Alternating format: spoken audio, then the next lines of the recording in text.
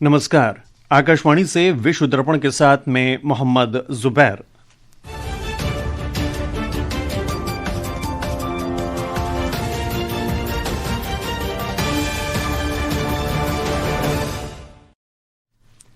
Amnesty international ने राष्ट्रीय चुनाव से पहले मानवाधिकारों के हनन पर बांग्लादेश की अंतरिम सरकार को चेतावनी दी। डेनमार्क की प्रधानमंत्री मेटे फ्रेडरिक्सन ने ग्रीनलैंड मुद्दे पर नाटो अमेरिका समझौते से इंकार किया। यूरोपीय संघ ने विरोध प्रदर्शनों पर दमन के लिए ईरान के शीर्ष कमांडरों और अर्धसैनिक रेवोल्यूशनरी गार्ड्स के अधिकारियों सहित 15 अधिकारियों पर प्रतिबंध लगाया। और ऑस्ट्रेलियन ओपन टेनिस के महिला सिंगल्स फाइनल में शनिवार को एरिना सबालेंका का सामना एलेना रिबाकिना से। और अब समाचार विस्तार से। एमनेस्टी इंटरनेशनल ने बांग्लादेश की अंतरिम सरकार को कड़ी चेतावनी देते हुए उस पर मूलभूत अधिकारों की रक्षा करने में विफल रहने का आरोप लगाया है। बांग्लादेश के मुख्य सलाहकार मोहम्मद यूनुस को लिखे खुले पत्र में एमनेस्टी इंटरनेशनल की महासचिव एग्नेस कैलामार्ड ने कहा कि मीडिया के दफ्तरों पर हमले, संपादकों का उत्पीड़न, हिंदू व्यक्ति दीपू चंद दास की भीड़ द्वारा पीट कर हत्या का उल्लेख करते हुए कहा कि सरकार की कमजोर कार्रवाई ने अल्पसंख्यकों, पत्रकारों और आलोचकों की जिंदगी को गंभीर खतरे में डाल दिया है। भारत और बांग्लादेश ने आज 23 भारतीय मछुआरों और 128 बांग्लादेशी मछुआरों को उनके जहाजों सहित रिहा कर स्वदेश भेजा है। अंतर्राष्ट्रीय समुद्री सीमा रेखा अनजाने में पार करने वाले भारतीय मछुआरों को हाल ही में बांग्लादेशी अधिकारियों ने गिरफ्तार कर लिया था। बांग्लादेशी मछुआरों को भी भारतीय अधिकारियों ने पकड़ा था। वाणिज्य और उद्योग मंत्री पीयूष गोयल ने आज भारत कनाडा के विकास और समृद्धि के लिए सहयोग को मजबूत करने के तरीकों पर चर्चा की। नई दिल्ली में कनाडा के ऊर्जा और प्राकृतिक संसाधन मंत्री टिम हॉजसन से हुई मुलाकात में दोनों नेताओं ने ऊर्जा सुरक्षा, महत्वपूर्ण खनिज और नवीकरणीय ऊर्जा पर चर्चा की। सोशल मीडिया पोस्ट में श्री गोयल ने बताया कि उन्हें श्री हॉजसन को नए संसद भवन का भ्रमण करने का अवसर भी मिला, जो विरासत और आधुनिकता का अनूठा संगम है। दुनिया जैसे जैसे सतत भविष्य की ओर बढ़ रही है, गोवा में आयोजित चौथे भारतीय ऊर्जा सप्ताह में भारत ने वैश्विक ऊर्जा शक्ति के रूप में अपनी मजबूत स्थिति बना ली है। ब्यौरा हमारे संवाददाता से। केंद्रीय मंत्री हरदीप सिंह पुरी ने घोषणा की कि भारत आने वाले दशकों में वैश्विक ऊर्जा मांग में होने वाली वृद्धि के 1/3 से अधिक हिस्से का नेतृत्व करने के लिए तैयार है। $500 अरब के शानदार आर्थिक अवसरों के साथ इस कार्यक्रम में कई बड़े रणनीतिक समझौते हुए, जिनमें ब्राजील के साथ एक बड़ा कच्चा तेल अनुबंध और यूएई से प्राकृतिक गैस आयात का विस्तार शामिल है। पारंपरिक ईंधन के अलावा इस बार मुख्य ध्यान नवाचार पर रहा। समुद्री शैवाल से बने बायोक्रिड और बांस से बने इथेनॉल से लेकर अत्याधुनिक हाइड्रोजन ड्रोन तक भारत ऊर्जा सुरक्षा और तेजी से कार्बन उत्सर्जन कम करने के दोहरे मार्ग पर आगे बढ़ रहा है। वैश्विक सीईओ के साथ प्रधानमंत्री मोदी की गोलमेज बैठक ने एक स्वच्छ और हरित भविष्य के लिए भारत की स्थिति को एक भरोसेमंद और विश्वसनीय भागीदार के रूप में और भी मजबूत कर दिया है। आकाशवाणी समाचार के लिए पणजी से महेश चोपड़े। भारत और सऊदी अरब ने रियाद में उच्च स्तरीय सुरक्षा वार्ता आयोजित की। इस दौरान दोनों देशों ने आतंकवाद विरोधी और क्षेत्रीय सुरक्षा पर सहयोग के प्रति अपनी प्रतिबद्धता की पुष्टि की। यह वार्ता भारत द्वारा संयुक्त अरब अमीरात के साथ रणनीतिक रक्षा आशय पत्र पर हस्ताक्षर करने के कुछ दिनों बाद हुई। एक रिपोर्ट।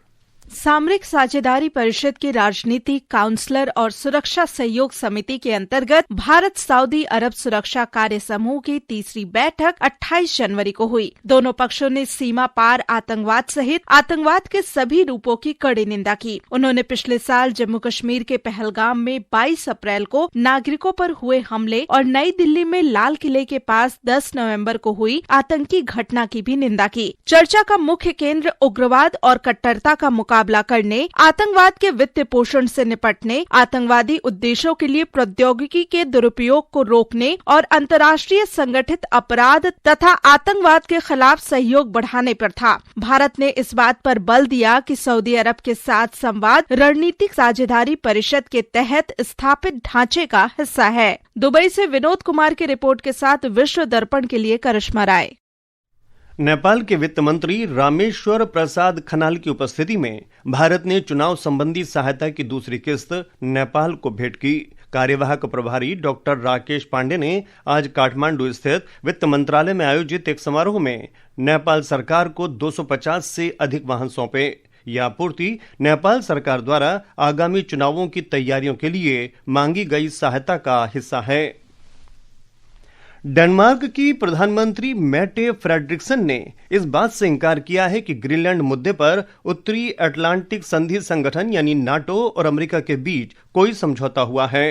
प्रधानमंत्री फ्रेडरिक्सन ने यह बात तब कही जब उनसे दावोस में अमेरिका के राष्ट्रपति डोनाल्ड ट्रंप के उस दावे के बारे में पूछा गया कि उन्होंने ग्रीनलैंड पर नाटो के साथ एक समझौता कर लिया है। उन्होंने कहा कि मूल रूप से एक राज्य संप्रभु होता है, उसकी सीमाओं का सम्मान और लोगों के आत्मनिर्णय के अधिकार का भी सम्मान किया जाना चाहिए। प्रधानमंत्री मैटे फ्रेडरिक्सन कल ग्रीनलैंड के प्रधानमंत्री जेन्स फ्रेडरिक नील्सन के साथ फ्रांस पहुंची। विश्व दर्पण समाचार आकाशवाणी से प्रसारित किए जा रहे हैं। ताजा समाचार जानने के लिए आप हमारे social media handle @AIR news Hindi को फॉलो कर सकते हैं। विश्व दर्पण में आपका फिर स्वागत है।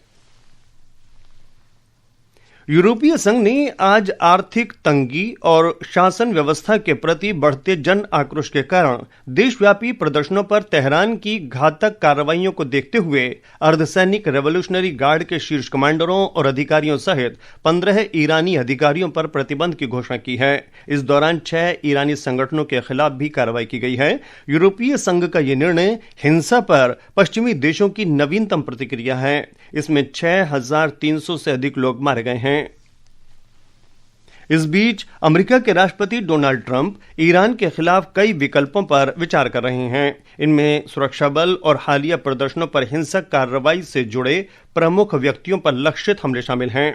हालांकि इस बात की चिंता बढ़ रही है कि सैन्य कार्रवाई उल्टी भी पड़ सकती है और क्षेत्र में अस्थिरता पैदा कर सकती है। एक रिपोर्ट।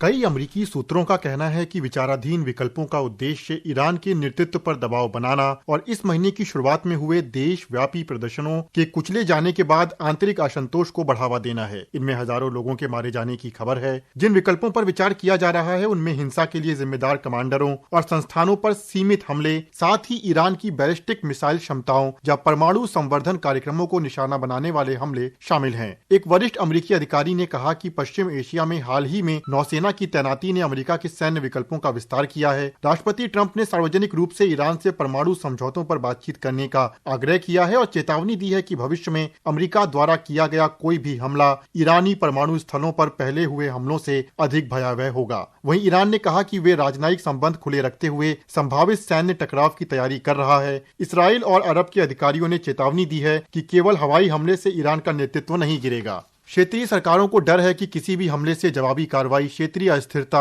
और वैश्विक तेल आपूर्ति में व्यवधान ला सकती है। दुबई से विनोद कुमार की रिपोर्ट के साथ विश्व दर्पण के लिए शक्ति सिंह। यूरोपीय संघ ने पाकिस्तान को अपनी अंतर्राष्ट्रीय मानवाधिकार प्रतिबद्धताओं की याद दिलाते हुए उनके अधिकारियों द्वारा 2 मानवाधिकार कार्यकर्ताओं और वकीलों को दोषी ठहराए जाने की निंदा की। यूरोपीय संघ के प्रवक्ता अनौर अल अनूनी ने चिंता व्यक्त करते हुए कहा कि सोशल मीडिया गतिविधि को लेकर दोनों वकीलों को दोषी ठहराना अभिव्यक्ति और वकीलों की स्वतंत्रता के विरुद्ध है।